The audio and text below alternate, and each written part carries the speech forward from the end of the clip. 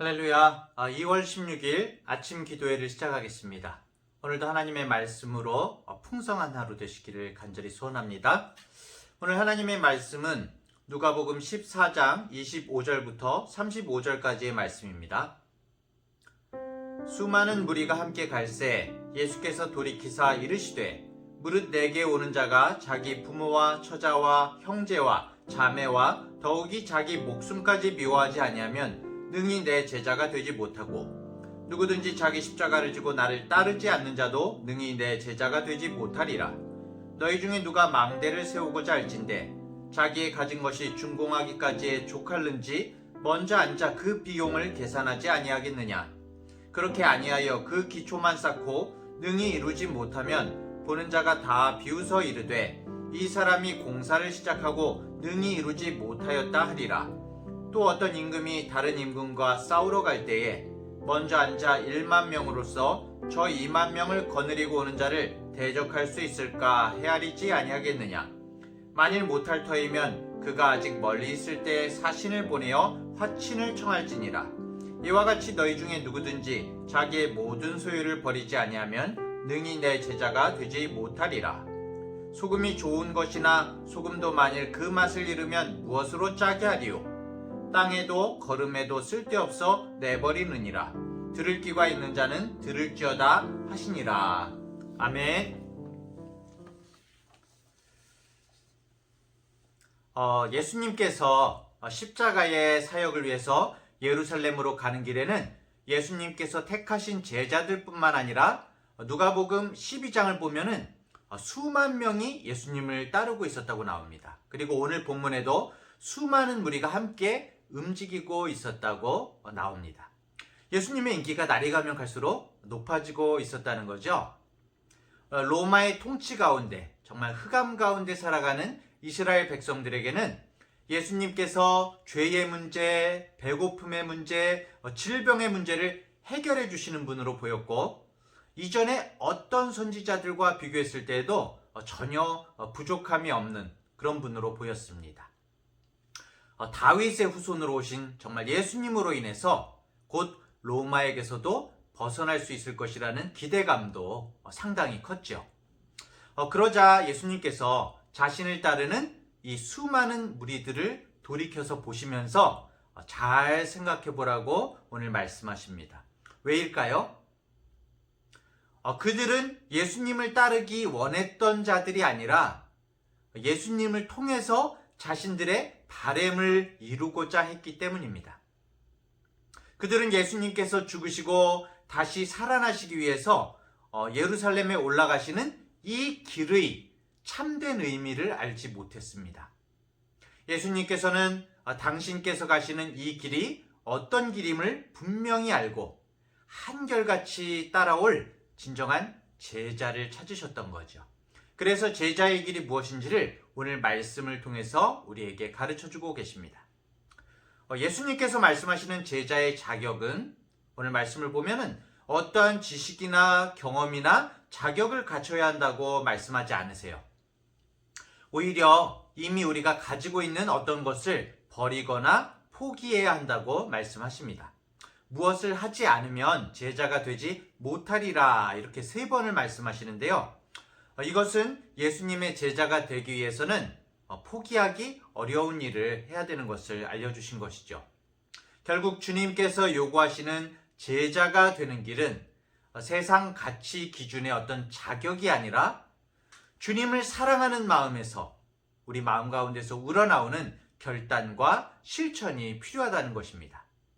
자, 하나씩 살펴보자면은 예수님의 제자가 되기 위한 첫 번째 사항은 26절에 나오는데요. 무릇 내게 오는 자가 자기 부모와 처자와 형제와 자매와 더욱이 자기 목숨까지 미워하지 아니하면 능히 내 제자가 되지 못하고 이렇게 나옵니다. 형제 자매를 식구를 미워하지 않으면 제자가 되지 못한다? 가족을 미워하라니 이게 무슨 말일까요? 여기서 미워한다는 것은 덜 사랑한다는 뜻을 가지고 있습니다. 어떻게 보면 비교하는 표현이죠. 누가와 달리 마태복음에서는 10장 37절에 이렇게 기록했습니다. 아버지나 어머니를 나보다 더 사랑하는 자는 내게 합당하지 아니하고 아들이나 딸을 나보다 더 사랑하는 자도 내게 합당하지 아니하며. 그러니까 주님의 제자가 되려면 가족보다 주님을 더 사랑해야 된다는 그런 것이죠. 만약 가족이 예를 들자면 주님의 뜻에 반하는 어떤 행동을 하거나 요청을 하면은 하나님께서 맺어주신 가족이긴 하지만 가족의 불의와 맞서야 될 때도 있다는 것입니다. 결국 가족을 미워하라는 것이 강조점이 아닌 것이죠.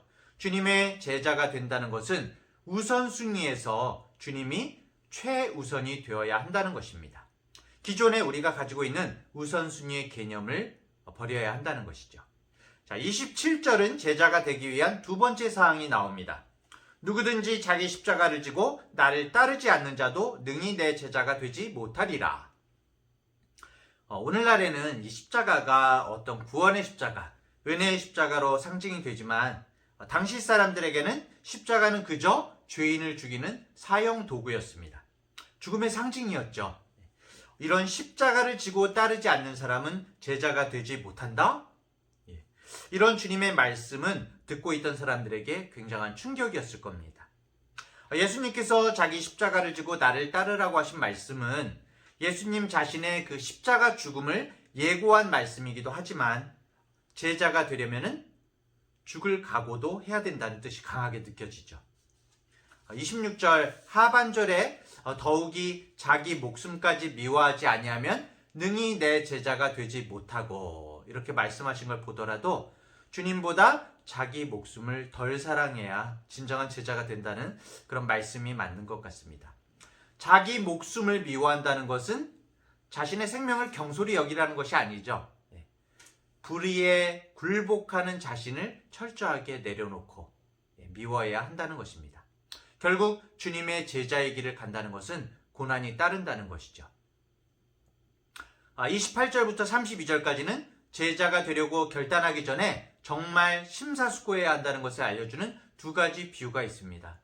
예수님의 제자가 된다는 것이 나의 제자가 된다는 것이 쉬운 일이 아니다. 그러면서 이제 비유를 하시는데 이 비유들도 자신이 소중하게 여기는 것을 버릴 때에 진짜 목적을 달성할 수 있음을 우리에게 보여주고 있는데요. 첫 번째 비유는 망대를 건축하는데 건축비를 잘 계산하고 시작해야지 비용을 계산하지 않으면 뜻을 이룰 수 없다라고 이렇게 말씀하시죠. 주님의 제자의 길을 가기 전에 신중하게 생각하고 결정하라 이런 말씀입니다. 이런 비유를 하신 것은 그 당시에 헤롯 가문이 그 헤롯 왕의 가문이 무분별한 건축 사업을 많이 벌여놨대요. 그래서 제대로 완공하지 못한 건축물들이 여기저기 있었다고 합니다. 그래서 사람들의 비웃음거리가 되었기 때문에 이 비유가 사람들에게 공감이 되었던 거죠. 예수님께서는 모든 비유를 사회적 현상과 상식으로 거의 말씀하셔서 사람들의 이해를 쉽게 하셨습니다. 어쨌든 예수님의 제자는 모든 것을 바칠 각오와 실천이 요구된다는 것입니다. 두 번째 비유는 어떤 임금이 다른 임금과 싸우러 갈 때에 1만 명으로서 저 2만 명을 거느리고 오는 자를 대적할 수 있을까 헤아려 봐야 한다는 그런 비유죠. 만약 질 것 같으면 사신을 보내어 화친을 청해야 한다고 말씀하십니다. 이 비유도 성경에 자세하게 확정적으로 나와 있지는 않지만은 많은 학자들이 실제로 있었던 일을 예수님께서 언급하셨다고 주장하기도 하는데요. 헤롯 안티파스가 우리가 아는 것처럼 그 이복 동생 헤롯 빌립의 아내 헤로디아를 자신의 아내로 취하죠. 이것 때문에 이것을 비판한 세례 요한이 죽임을 당하기도 했습니다. 그런데 이 헤롯 안티파스가 헤로디아하고 결혼하려고 첫 번째 부인을 버렸대요. 첫 번째 부인하고 이혼을 한 거죠. 그 첫 번째 부인이 역사적으로 보면은 나바테아 왕국이라고 이제 그 당시 아랍인 계열이죠. 나바테아 왕국에 아레타스라는 왕이 있었답니다. 근데 자신의 딸이 버림을 받으니까 이 아레타스라는 왕의 딸이 이제 첫 번째 부인이었던 거죠. 자신의 딸이 버림을 받으니까 분노한 아레타스 왕이 갈릴리 지역을 침공을 했었다고 합니다. 이 싸움으로 헤롯 안티파스가 굉장히 참패를 당하고 웃음거리가 되었었다고 합니다. 진짜 만약에 이 사실에 기반해서 두 번째 비유를 말씀하셨다면은 이 두 번째 비유 역시 사람들의 마음에 잘 와닿았을 것 같아요. 뭐 요즘에 우리들이 뉴스나 사회 현상에 굉장히 민감하지 않습니까? 헤롯이 자신이 포기해야 할 것을 포기했더라면은 전쟁에 패하지 않을 수 있었다는 것이죠. 전쟁을 앞두고 심사숙고해서 포기할 것을 포기했더라면 전쟁에 패하지 않았음을 말씀하시는 것입니다. 이 두 가지 비유는 주님의 제자가 되기 위해서 버려야 할 세 번째 사항을 말씀하고 있는 것인데요. 관련해서 비유를 말씀하신 것이죠. 이 세 번째 사항은 33절에 나옵니다. 이와 같이 너희 중에 누구든지 자기의 모든 소유를 버리지 아니하면 능히 내 제자가 되지 못하리라. 버리지 아니하면. 근데 약간 연결이 어렵죠? 심사숙고해야 할 그 건축이나 아니면 전쟁이 자기의 소유를 버리는 것하고 어떤 연관성이 있는지 잘 떠오르지 않죠.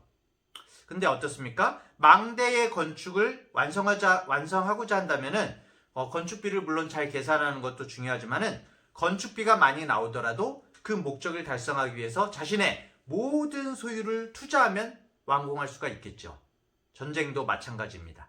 상대 군인의 수가 많으면은 화친을 청함으로써 왕의 자존심을 버려야겠죠. 자존심과 또 자신의 모든 소유를 걸어야만 그 싸움에서 참패하지 않을 수가 있는 것입니다.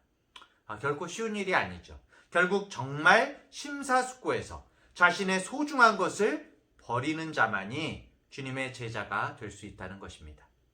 자, 그리고 마지막 말씀으로 예수님께서는 그렇게 제자가 된다면 제자로서의 본질을 잃지 말아야 함을 알려주고 계신데요. 소금을 비유로 들어서 말씀하고 계십니다. 34절에 소금이 좋은 것이나 소금도 만일 그 맛을 잃으면 무엇으로 짜게 하리요? 땅에도 거름에도 쓸데없어 내버리느니라. 들을 귀가 있는 자는 들을지어다 하시니라. 제자의 본질은 자기 희생과 헌신인 것입니다. 자기 중심이 아니라 주님께 최우선순위를 두고 자신을 내려놔야 하는 것입니다. 우리가 다 아는 것처럼 이 소금의 가치는 짠 맛에 있죠. 그런데 이 소금의 진정한 사명은 무엇일까요? 자신의 형체를 잃어버리고 내려놓고 녹아져야 되는 겁니다. 김장도 음식 맛도 소금이 물에 녹아서 자신의 형체를 잃어버리고 녹아서 재료에 자신을 녹여서 배어들게 해야 되는 거죠. 만약 소금이 자신을 포기하지 않고 나는 이 모습 이 형태로 그대로 있을 거야 딱 그러면서 형태를 그대로 유지한다면 어떻게 되겠습니까? 짠맛이 당연히 배어 나올 수가 없겠죠. 소금은 더 이상 소금이 아니라 길거리 돌에 조그만 돌멩이에 불과하게 되는 것이죠. 이렇게 소금의 가치는 바로 자신의 자신됨을 포기할 때 가치가 드러나게 되는 것입니다. 제자 역시 마찬가지라는 것이죠. 자기 희생과 헌신의 본질에서 벗어나면은 주님의 제자가 아니라 사람들의 비웃음거리가 되고 쓸데없는 존재가 된다는 것입니다. 어떻습니까? 이렇게 다시금 우리가 제자를 되새겨 보니까 주님의 제자가 되는 것이 망설여지십니까? 그냥 주님의 제자가 되지 않고 나는 그냥 평범한 신자나 돼야 되겠다 그렇게 생각하십니까? 그런데 그것이 가능할까요? 주님을 진실로 믿는 사람은 주님의 제자가 되어야 합니다. 주님은 자신의 피로 우리를 구원해 주셨습니다. 구원과 동시에 우리를 부르셨습니다. 우리는 그런 주님 앞에 우리의 희생과 헌신을 결심하며 나아감으로써 제자가 될 수 있습니다. 그런데 이 길은 선택이 아니라 필수인 것입니다. 주님의 명령인 것입니다. 너희는 가서 모든 민족을 제자로 삼아라. 우리가 주님의 제자가 되지 않는다면 무엇이 되겠습니까? 주님을 사랑한다면, 주님에게 순종한다면 우리는 제자가 되어야 하는 것입니다. 주님의 가르침을 따르고 지켜야 하는 것입니다. 주님의 길, 십자가의 길, 고난의 길, 좁은 길을 걸어가야 하는 것입니다. 사랑하는 중앙대학교의 성도 여러분, 자칫 주님의 구원, 그 은혜의 감격을 잊어버리고 자신의 목적을 위해서 맹목적으로 주님을 따르는 수많은 무리 중에 한 사람이 되지 말고 오늘 하루 정말 주님의 제자로서 우리의 본질을 다하는 우리 성도님들 되시기를 간절히 축원합니다. 오늘 우리가 기도할 기도의 제목들을 나누고 싶습니다. 첫 번째로, 우리를 위해 낮아지시고 죽으시고 부활하신 주님을 본받아서 우리도 진정한 제자가 되게 하소서. 두 번째로, 주님께서 명하시면 나의 모든 것을 내려놓을 수 있는 결단과 은혜를 더하소서. 세 번째로, 세상의 모든 유혹과 욕심에 치이지 않고 제자의 본질을 지키게 하소서. 정말 소금 같은 제자가 되게 하소서.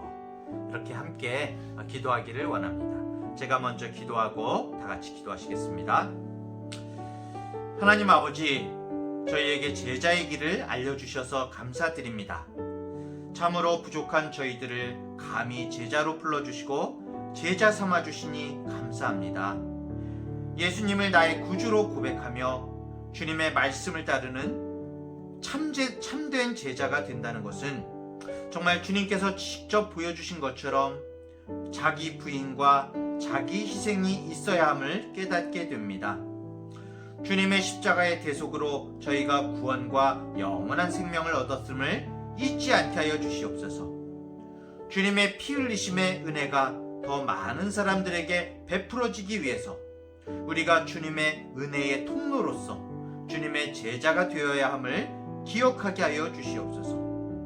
먹든지 마시든지 무엇을 하든지 우리의 모든 삶 가운데서 주님의 제자의 길을 가게 하시고 하나님의 나라를 확장하는 데 쓰임받게 하여 주시옵소서. 우리 모든 중앙대학교의 성도들 한 사람 한 사람 주님의 일을 최우선적으로 행하는 오늘 하루가 되기를 원합니다. 성령님께서 함께하여 주시옵소서. 예수님의 이름으로 기도합니다. 아멘.